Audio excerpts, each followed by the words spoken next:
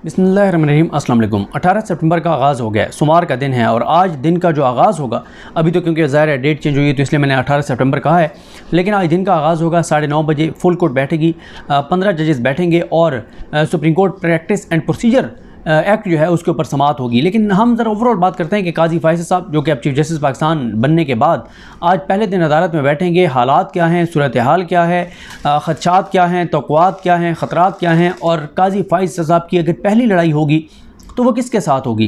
देखें, पहले आज के दिन की ज़रा बात कर लेते हैं। आज क्योंकि जो मामला है 8 जजेस ने supreme court practice and procedure act जो है उसके ऊपर स्टे दिया हुआ था और काजी फैसल साहब ने इस हवाले से जब मिलिट्री कोर्ट के हवाले से बेंच बना और उसमें वो उठ कर चले गए थे ये कहकर कि मैंने हलफ ले रखा है, मैंने हलफ उठा रखा है कि मैं आइन और कानून के मुताबिक काम करूँगा। क्योंकि अब एक कानून बन चुका है कि सुप्रीम कोर्ट में बेंचेस की तश्कील जो है वो चीफ जस्टिस पाकिस्तान और उनके बाद जो सीनियर 3 जजेस हैं उनके साथ मिलकर बनाएंगे। तो क्योंकि वो कानून एग्जिस्ट करता है तो उसको सस्पेंड किया गया है और कानून को मुअत्तल नहीं किया जा सकता। तो जब तक वो कानून मौजूद है तब तक मैं अब पाबंद हूँ उस कानून के ऊपर अमल दरामद का। लिहाजा मैं इस मैच में नहीं बैठ सकता। अगर मैं बैठूंगा तो मैं अपने आइन की खिलाफ वर्जी करूँगा। इसलिए उन्होंने सबसे पहला जो केस समाअत के लिए मुकर्रर किया है वो यही किया है। और आज अब देखना है कि आज का दिन इसलिए इंपॉर्टेंट है कि एक तो काजी फैसल साहब का कंडक्ट क्या होगा as a chief justice Pakistan, उस बेंच को जो है वो हेड करना, जो बेंच सबसे बड़े इस वक्त जो चंद इख्तलाफात की वजूहात हैं जजेस के दरमियान उनमें से एक ये भी था। तो उनका कंडक्ट क्या होगा, क्योंकि देखें ना उमर ता बंदियाल साहब का जो ज़ब्त था, जो तहम्मुल था, जो बर्दाश्त थी, जिस तरह से वो बेंच को लेकर चलते थे, सख्त तरीन भी उनसे पॉइंट ऑफ व्यू मुख्तलिफ रखने वाला जज भी बैठा होता था तो वो बड़े अच्छे तरीके से बेंच को लेकर चलते थे। और ख़ास तौर पर काजी फैसल साहब के केस में जब एक बार जजेस में बड़ी शदीद तलकलामी हुई थी, जब पूरा बेंच उठकर चला गया था, जस्टिस सज्जाद अली शाह साहब और जस्टिस मकबूल बाकर साहब की आपस में तलकलामी हुई थी, पूरा बेंच उठकर चला गया था। लेकिन उसके बाद जब कुछ देर बाद वापस आए तो बड़ा ज़बरदस्त तरीके से उन्होंने उसको जो समाअत है उसको रिज्यूम किया और उन्होंने बड़े अच्छे तरीके से लेकर चले। तो काजी साहब क्या करते हैं और ये एक बड़ी चीज़ है। फिर आज ये भी देखना होगा कि आज मुझे नहीं लगता कि आज इस केस पर फैसला ही हो जाएगा, क्योंकि अगर तो सिर्फ इस एक पॉइंट पर मेंटेनेबिलिटी के ऊपर हो जाए वो एक अलग बात और वो कहेंगे है ही नाकाबिल समाअत और ख़त्म कर दें। अदरवाइज़ ये ज़रूर हो जाएगा कि इसका जो स्टे है वो ख़त्म हो जाएगा और जब स्टे ख़त्म हो जाएगा तो बेंचों की तश्कील फिर उसी तरह से होगी कि चीफ जस्टिस पाकिस्तान जस्टिस काजी फ़ाइज़ ईसा साहब, उनके बाद जस्टिस सरदार तारिक मसूद साहब हैं और उनके बाद जस्टिस जाजुल हसन साहब हैं। तो ये तीनों जजेस मिलकर और बेंचों की तश्कील करेंगे और उसके बाद फिर ज़ाहिर है काजी साहब जो है वो केसेस लगाने शुरू कर देंगे, बेंचों में बैठना शुरू बेंच 1 में कोर्ट 1 में बैठना शुरू कर देंगे। वरना तो उन्होंने कहा हुआ है कि जब तक ये कानून मौजूद है तब तक वो जो है वो नहीं बैठ रहे थे, क्योंकि उसको मुअत्तल किया हुआ है और मुअत्तल वो हो नहीं सकता। 4-5 माह से काजी फैसल साहब किसी बेंच में नहीं बैठ रहे थे, तो ये बहुत इंपॉर्टेंट है। उसके बाद देखें काजी फैसल साहब के ज़ाहिर है सबसे ज़्यादा जो काजी फैसल साहब को देखा जा रहा है वो देखा जा रहा है कि उनके इस्टेब्लिशमेंट के साथ तल्लुकात और मामलात किस तरह के होंगे। क्योंकि इस वक्त जब मैं आपसे बात कर रहा हूँ तो इस्टेब्लिशमेंट के जो उनके करीबी इस्टेब्लिशमेंट के करीबी लोग हैं वो ये कहते हैं कि इस्टेब्लिशमेंट बहुत कंफर्टेबल है इस वक्त। इस्टेब्लिशमेंट और काजी फैसल साहब के मामलात बिल्कुल ठीक हैं, कोई उनमें ख़राबी नहीं है, कोई उनमें मसला नहीं है। और वो लोग ये समझते हैं कि काजी फैसल साहब और इस्टेब्लिशमेंट के दरमियान बिल्कुल किसी तरह का कोई इख्तलाफ नहीं होगा, क्योंकि उनका ये ख्याल है कि काजी फैसल साहब का मसला उस वक्त की इस्टेब्लिशमेंट के साथ था जब army chief general Qamar Javed Bajwa साहब थे और DGSI जनरल फैज़ हमीद साहब थे।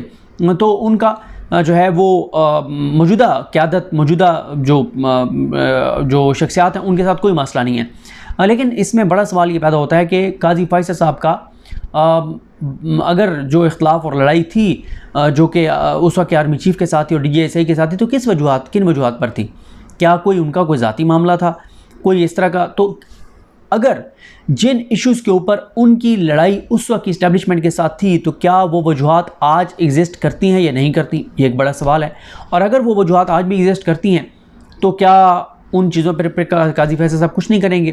क्योंकि एक और हमें मौजूदा हालात और सूरत हाल में एक चीज़ समझनी होगी और देखनी होगी कि हमेशा से इस्टेब्लिशमेंट की 2-3 रेड लाइन्स रही हैं। मिसाल के तौर पर ये जबरी गुमशुदगियों का मामला, उस पर इस्टेब्लिशमेंट का बहुत सी जगहों पे उनका पॉइंट ऑफ व्यू ये होता है कि देखें हम लोगों को पकड़ते हैं, अदालतें उनको छोड़ देती हैं और या जजेस जुर्रत नहीं करते फ़ैसला सुनाने की, जजेस डरते हैं और वो दहशतगर्द रिहा हो जाते हैं, फिर वो दहशतगर्दाना कार्रवाइयाँ करते हैं और ये एक इस्टेब्लिशमेंट की तरफ से बताया जाता है।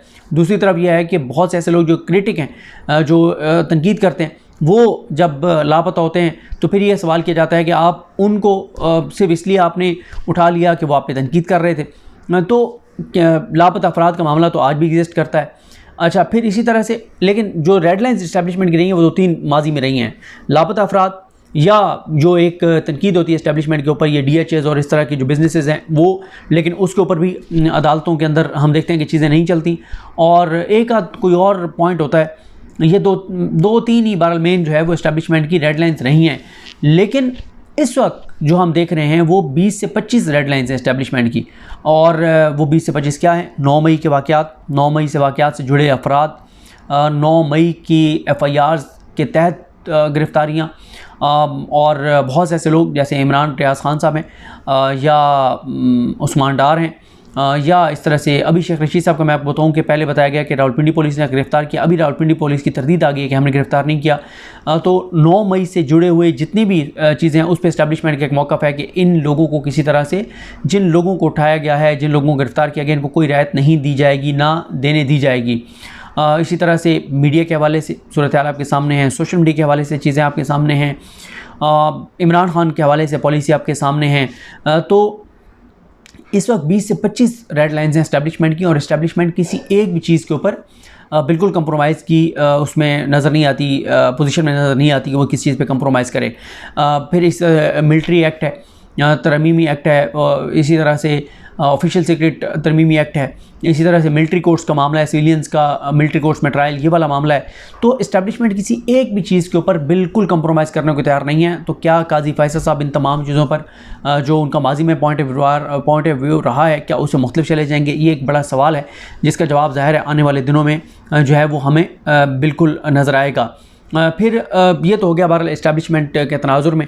अगर काजी फैसल साहब 90 दिन में इलेक्शन करवाने के ऊपर कोई फ़ैसला देंगे, मिलिट्री कोर्ट्स को जो है वो कहेंगे कि सिविलियंस का ट्रायल नहीं हो सकता, आर्मी तरमीमी एक्ट हो गया, ऑफिशियल सीक्रेट एक्ट हो गया, 9 मई वाली ज़मानतों के मामला हो गए, इमरान खान के लिए चीज़ें होंगी, किसी भी चीज़ में अगर काजी फैसल साहब को फ़ैसला देंगे तो फिर इस पर देखना होगा कि इस्टेब्लिशमेंट का रिएक्शन क्या है, और क्या ये कोई लड़ाई का आगाज़ होता है, या इस्टेब्लिशमेंट सुप्रीम कोर्ट के फ़ैसले पे को एक्सेप्ट करते हुए इसके ऊपर मनोन अमल करेगी।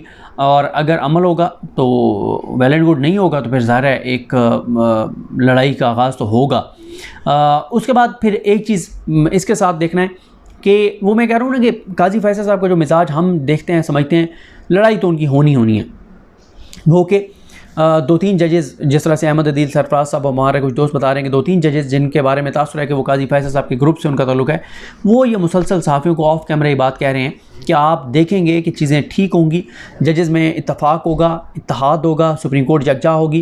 क्योंकि इससे पहले हमने देखा कि बदकिस्मती से उमर ता बंदियाल साहब को काम नहीं करने दिया गया, और अंदरूनी लड़ाई की वजह से ही बंदियाल साहब कमज़ोर हुए, सुप्रीम कोर्ट कमज़ोर हुई। ना सिर्फ सुप्रीम कोर्ट बल्कि पाकिस्तान की तमाम अदालतें जो हैं वो कमज़ोर हुई सिर्फ सुप्रीम कोर्ट में जजेस की तकसीम और लड़ाई की वजह से। तो अब कुछ जजेस ये तासुर दे रहे हैं कि नहीं, हम एक पेज पर तमाम जजेस को लाएंगे और सुप्रीम कोर्ट को मुत्तहद करेंगे। लेकिन साथ ही फिर वहीं पे कुछ सहाफ़ियों का ये भी दावा है कि सरदार तारिक मसूद साहब ने उनको कहा है कि एक हफ़्ते के अंदर अंदर वो जस्टिस मज़ाहिर अली अकबर नकवी साहब के हवाले से जो रेफरेंस है उस पर अपनी ओपिनियन दे देंगे। और उन्हीं सहाफ़ियों का ये तासुर है और राय है कि काजी फैसल साहब बहरहाल मज़ाहिर अली अकबर नकवी साहब को तो नहीं छोड़ेंगे और उनको सुप्रीम कोर्ट से निकाल बाहर करेंगे। तो अगर ऐसा है तो फिर तो ये एक लड़ाई का आगाज़ तो होगा। और अभी तो ये भी देखना है ना कि आज जो केस है उसमें क्या होता है, क्या 8-7 से फ़ैसला आता है? पहले 8 ने स्टे दिया था तो 8 स्टे के ख़िलाफ़ फ़ैसला दे देंगे और 7 उसके हक़ में देंगे, या नहीं? क्योंकि पहले तो स्टे था और ये था कि हम सुन के इसके ऊपर करेंगे। तो जब सुनना शुरू कर देंगे तो स्टे 8 जज वापस ले लेते हैं, 10 वापस ले लेते हैं, क्या होता है? या 8 जो है वो इसको नाकाबिल समात करार दे देते हैं। और क्योंकि पहले जो है वो अभी तो काबिल समात होने या ना होने पर जो है वो मुझे अब क्योंकि इतनी ज़्यादा इसमें डेवलपमेंट्स हैं, दोबारा ये देखना पड़ेगा कि वो जो ऑर्डर आया था उसमें मेंटेनेबिलिटी के ऊपर कुछ था नहीं था, क्या सूरत हाल है। तो ये भी एक चीज़ है जिसको देखा जाएगा। तो अंदरूनी तौर पे ज़ाहिर है एक तकसीम बहुत शदीद रही है, जिस तकसीम की वजह से बंदियाल साहब को काम नहीं करने दिया गया और सुप्रीम कोर्ट कमज़ोर हुई। उसको कैसे काजी फैसल साहब ख़त्म करेंगे? क्योंकि अभी तक तो ये हुआ है कि काजी फैसल साहब बंदियाल साहब के फेयरवेल में भी आए, जो बंदियाल साहब को फेयरवेल उधर दी गई, मुनीब अख्तर साहब की तरफ से उधर भी गए, फिर उन्होंने जो अपनी जो है वो उसमें बताया गया कि आज उन्होंने डिनर पे बुलाया हुआ था तमाम जजेस को। फिर इसी तरह से तकरीब बरदारी में भी उनके तमाम जजेस जो है वो मौजूद थे। तो ये एक चीज़ है, ये जिसको देखना होगा। फिर ये भी देखना होगा कि निगरान सेटअप के हवाले से उनकी किस तरह की चीज़ें हैं, जिस तरह से उसको जितना बाख्तियार बना दिया गया है उसके हवाले से बहुत सी चीज़ें आ रही हैं। क्या उन चीज़ों को टेकअप करेंगे, नहीं करेंगे? तो ये एक अभी तक एक सवाल है कि काजी फैसल साहब की जो है वो लड़ाई पहली जो है वो किसके साथ होगी। लड़ाई तो काजी फैसल साहब, क्योंकि काजी फैसल साहब को मुझे याद है 21 मार्च 2021 आई थिंक 2021 था या 2020, जिसमें काजी फैसल साहब एक केस सुन रहे थे और उस केस को सुनते हुए काजी फैसल साहब ने ये किया कि वो पंजाब में बलदियाती इंतखाबात के मामले पर उन्होंने सो मोटो लिया था और उसमें उन्होंने बहुत सख्त रिमार्क्स दिए थे। 21 मार्च को वो शायद समाअत थी और उन्होंने कहा था कि परसों 23 मार्च को यहाँ पे इस्लामाबाद के परेड ग्राउंड में यहाँ पे टैंक चलाए जाएंगे, जहाज़ चलाए जाएंगे और तासुर दिया जाएगा कि हम पाकिस्तान बनाने वाले हैं। हालांकि ये पाकिस्तान तोड़ने वाले हैं। पाकिस्तान बनाने वाले कुछ और लोग थे, हमारे बावजूद थे जिन्होंने पाकिस्तान बनाया था, ये तो पाकिस्तान तोड़ने वाले हैं। और बड़े सख्त उनके इस्टेब्लिशमेंट के हवाले से उनका मौक़िफ़ रहा है, उनके रिमार्क्स रहे हैं।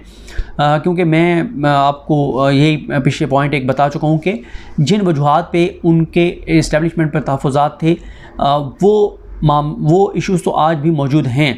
यानी काजी फैसल साहब का ये मामला नहीं था कि उनका दो लोगों के साथ कोई ये मामला था कि उसने कोई मेरे साथ ज़ाती कोई उसका कोई मामला हुआ है, किसी मौके पे लड़ाई हुई है तो अब इस वजह से मैं इसको नहीं छोड़ूंगा। ये मामला नहीं था उनका।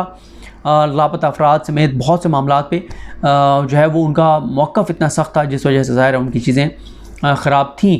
तो वो इश्यूज़ तो आज भी एग्जिस्ट करते हैं। फिर जिस तरह से फैज़ाबाद धरने केस का फ़ैसला है, क्या उसके ऊपर रिव्यू लगाएंगे नहीं लगाएंगे, इंटरमिनेट सेंटर्स वाला है वो लगाएंगे नहीं लगाएंगे, जो वकार सेठ साहब का एक मामला पड़ा हुआ है वो लगाएंगे नहीं लगाएंगे, ये वो चीज़ें हैं जिस पे देखा जाएगा। तो अभी पहले 10-15 दिन में सूरत हाल जो है वो वाज़ेह हो जाएगी। कुछ लोग ये भी देख रहे हैं कि काजी फैसल साहब, अच्छा कुछ लोगों ने ये भी कहा जो काजी फैसल साहब के भी करीबी सहाफ़ी हैं और आजकल बहुत इन हैं चीज़ों में, वो ये कहते हैं कि उन्होंने बहुत पहले ये कहा था कि 17 सितंबर से बहुत सख्त जो है वो पाकिस्तान में क्रैकडाउन होगा और उन्होंने तासुर यही दिया था कि काजी फैसल साहब के आने के बाद जो है वो बदतरीन क्रैकडाउन होगा पाकिस्तान की तारीख़ का। और क्योंकि उन्होंने ये तासुर दिया कि काजी फैसल साहब ऑन बोर्ड हैं इदारों के साथ और उनके ऑन बोर्ड होने की वजह से जो है वो पहले बंदियाल साहब की वजह से कुछ रेजिस्टेंस थी और कुछ इश्यूज़ थे, कुछ मुश्किलात थी इदारों की। तो 17 सितंबर से सख्त तरीन क्रैकडाउन होगा और उसमें आज हमने देखा शेख रशीद साहब गिरफ़्तार हुए और उसके बाद अब पुलिस ये कह रही है कि अभी शायद कुछ और देर में कोई और बयान आ जाए, वो अलग बात है। लेकिन मैं देख रहा था कि जो BBC है उसने ये लिखा हुआ था कि जो IG पंजाब हैं उन्होंने इस बात की तस्दीक की है कि जो शेख रशीद है उनको गिरफ़्तार किया गया है। तो ये भी एक बड़ा एक मामला है। अच्छा, यहाँ पे मैं आपको एक और चीज़ बता दूँ, वो ये है कि आज की प्रोसीडिंग जो है वो शायद उसकी लाइव स्ट्रीमिंग हो। ये भी कोशिश की जा रही थी कि काजी फैसल साहब चाहते हैं कि आज जो है वो लाइव स्ट्रीमिंग जो है वो हो। यहाँ पर कुछ पॉलिटिकल पार्टीज़ के मैं आपको रिएक्शन भी बता देता हूँ, उनका रद्द-ए-अमल भी बता देता हूँ काजी फैसल साहब के हलफ उठाने के बाद उनका क्या रद्द-ए-अमल है, क्योंकि ओवरऑल वो चीज़ें तो मैं आपको जो है वो बता चुका हूँ। और एक चीज़ और मैं आपको बता दूँ, काजी फैसल साहब का जो एक ग्रुप समझा जाता है उसमें जो देखना होगा कि जो काजी फैसल साहब बहुत सी चीज़ें तो जो करेंगे उसमें वो तो उनके साथ होंगे। सरदार तारिक मसूद साहब उनके साथ होंगे, मंसूर अली शाह साहब भी तकरीबन चीज़ों में उनके साथ होंगे। लेकिन बहुत इंपॉर्टेंट होगा याह्या अफरीदी साहब और जो अतर मिनल्ला साहब हैं उनका मौक़िफ़ बहुत इंपॉर्टेंट होगा। बहुत सी चीज़ों में आपको नज़र आएगा कि अतर मिनल्ला साहब और याह्या अफरीदी साहब इख्तिलाफ़ करते हुए आपको नज़र आएंगे काजी फैसल साहब के साथ, क्योंकि उनका अपना एक मौक़िफ़ है। ये नहीं है कि वो हर वो चीज़ जो काजी फैसल साहब करेंगे तो उस चीज़ को वो इंडोर्स करते चले जाएंगे, ऐसा बिल्कुल भी मुझे तो नज़र नहीं आ रहा। बहरहाल अतर मिनल्ला साहब का एक इम्पॉर्टेंट इस सारे उसमें जो है वो रोल होगा और उनका आप देखेंगे बहुत सी चीज़ों पर उनका मौका बहुत मुख्तलिफ होगा और बहुत बोल्ड होगा। अब आ जाएँ जनाब तहरीक इंसाफ की जानिब से मुबारकबाद दी गई है जस्टिस काजी फैसल साहब को और उन्होंने आगे बताया गया है कि तहरीक इंसाफ जो है वो चीफ़ जस्टिस से इंसाफ के तकाज़ों को मलहूज़ खातिर रखते हुए शहरियों के बुनियादी हकूक़ के तहफ़्फ़ुज़ को यकीनी बनाने के हवाले से जो है वो पुरुमीद है तहरीक इंसाफ। उन्होंने तहरीक इंसाफ ने ये कहा है कि उम्मीद करते हैं कि नौ मुंतखब चीफ़ जस्टिस आइन और कानून के असूलों के तहत इंसाफ के तमाम तकाज़ों को पूरा करेंगे। एक आज़ाद और खुशहाल मुआशरे की बुनियाद हमेशा अदल व इंसाफ पर कायम होती है। जिन मुआशरों के लोगों को अदल व इंसाफ मुयस्सर ना हो वो मुआशरे तबाह हो जाते हैं। शहरियों के बुनियादी हकूक़ का तहफ़्फ़ुज़ और अदल व इंसाफ तक रसाई की ज़िम्मेदारी अदलिया पर आयद होती है। पाकिस्तान तहरीक इंसाफ कानून की पासदारी करने वाली जमात है जिसका नज़रिया कानून की बालादस्ती और अदल व इंसाफ के आला तरीन असूलों पर मबनी है। चेयरमैन तहरीक इंसाफ इमरान खान की 27 साल जदोजहद में हर कदम पर कौम को आइन व कानून की पासदारी की तलकीन की गई है। तहरीक इंसाफ चीफ जस्टिस काजी फाइज ईसा और मुल्क के निज़ाम अदल से आइन की बालादस्ती और कानून की हुक्मरानी के लिए मौसर इक़दाम की जो है वो मुतकाज़ी है।